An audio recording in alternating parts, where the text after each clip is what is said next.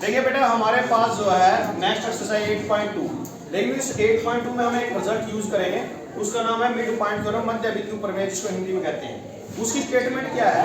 उस कथन में ये कहा कि अगर कोई ट्रायंगल है, अगर उस ट्रायंगल की दो भुजाओं के ए बी और ए सी के मध्य बिंदु पी और क्यू है, उन दोनों को जोड़ने पर जो आपको भुजा मिली पी क्यू, वो इस त्रिभुज की तीसरी भुजा के पैरेलल भी रहेगी और उसके हाफ के बराबर भी रहेगी। इस वजह पी क्यू आपका बीसी के पैरेलल भी है और पी क्यू आपका बीसी के हाफ के बराबर है। इसी थ्योरम का यूज करते हुए हम जो है फर्स्ट क्वेश्चन को, जो आपके फर्स्ट क्वेश्चन को पार्ट दे रखे हैं उनको प्रूव करेंगे। बेटा हमारे पास एक चतुर्भुज दे रखा है, अगर आप फर्स्ट क्वेश्चन की स्टेटमेंट पढ़ते हैं उसमें कहा कि हमारे पास एक चतुर्भुज है और उस चतुर्भुज में हमारे पास A B, B C, C D और डी ए के मिड पॉइंट यानी मध्य बिंदु दे रखे हैं।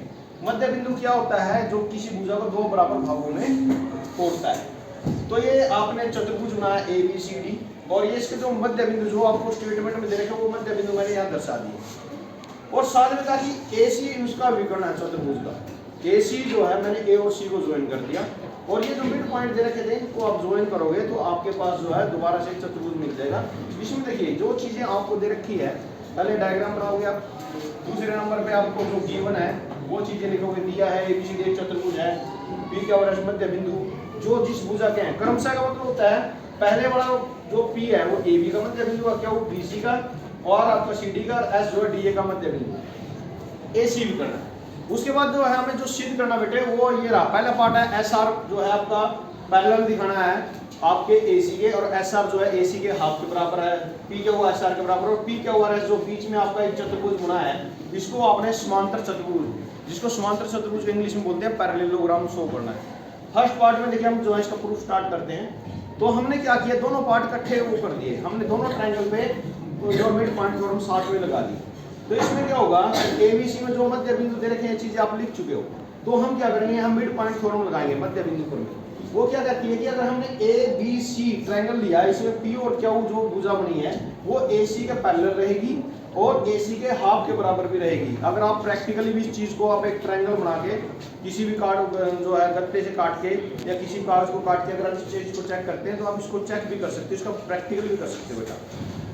सेकंड जो ट्रायंगल है किसी के बिल्कुल अपोजिट ट्रायंगल एडीसी में, एडीसी में बेटा आपका एस जो है मिड पॉइंट है एडी का और जो आर है सीडी का, इन दोनों को ज्वाइन करने से जो एस आर जो साइड मिलेगी वो जब हम दोबारा से मिड पॉइंट थ्योरम लगाएंगे ये एस आर आपका एसी के हाफ के बराबर होगा और एस आर एसी के जो है पैरेलल भी रहेगा।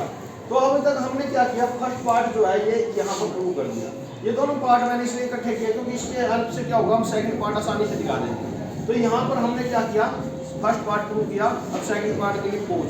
हमारे पास जो है पी क्या वो आपका AC/2 के बराबर आ गया था और SR जो आपने निकाला वो भी आपका AC/2 के बराबर आ गया था। अगर आप इसको इक्वेशन नंबर 1 इसको 2 देते हैं तो दोनों की राइट हैंड साइड इक्वल है, AC/2 AC/2।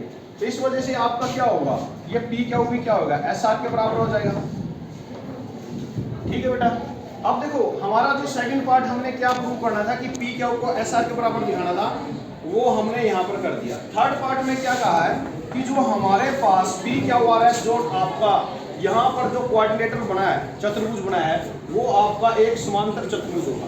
देखो बेटा ये जो चीज हमने फर्स्ट पार्ट में प्रूव करी है उसमें पी क्यू आपने क्या दिखा दिया, एसआर के बराबर है। ये वाली जो साइड है इस क्वाड्रिलेटरल की एसआर के इक्वल है और आपने जब मिड पॉइंट थ्योरम लगाई थी पहले वाले ट्रायंगल पे एबीसी पे, वहां पर जो पी क्यू है वो आपका किसके पैरेलल आया था, एसी के, और दूसरे वाले में एडीसी में जब आपने मिड पॉइंट थ्योरम लगाई एसआर किसके पैरेलल आया था बेटे, एसी के।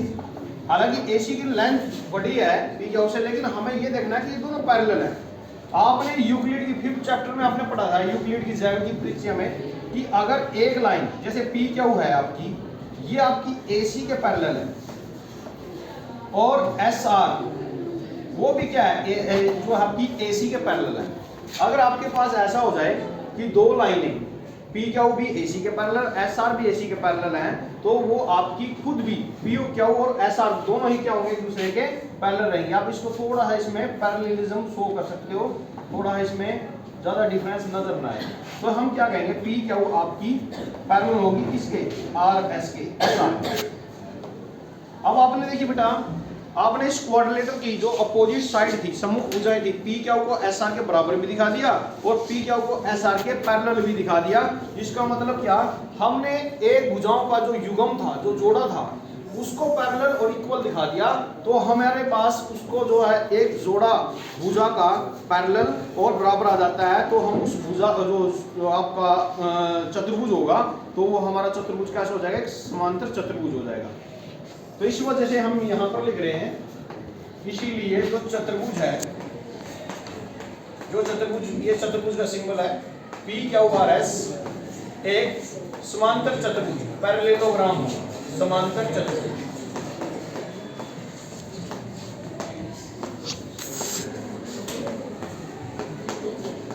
तो ये था हमारा फर्स्ट क्वेश्चन। एक ही क्वेश्चन में लगभग 3 पार्ट्स थे, तो तीनों पार्ट्स जो है 3 क्वेश्चन की तरह थे। उम्मीद करता हूँ कि आपको जो है समझ में आया होगा। इसलिए अपने दोस्तों के साथ मिलकर सब्सक्राइब करें, लाइक करें, ताकि ये चैनल धीरे धीरे ग्रो करे और मैं आप लोगों को ऐसे ही एक अच्छा कंटेंट प्रोवाइड करता रहूँ, क्योंकि आप लोगों का जो लाइक और सब्सक्राइब मेरे को एक मोटिवेशन देता है। हालांकि बीच में थोड़ा ब्रेक आ गया था, तो इस दौरान मैं आप लोगों की वीडियो नहीं बना पाया, लेकिन बेटा एजुकेशन के फील्ड में कोई भी चाहे आपको पढ़ाता हो, हर कोई आपके बेनिफिट के लिए ही आपके लिए काम कर रहा है। इसलिए जो भी आप जिसकी भी वीडियो देखते हैं, उन सब की लाइक और सब्सक्राइब करें और साथ में मेरी लाइक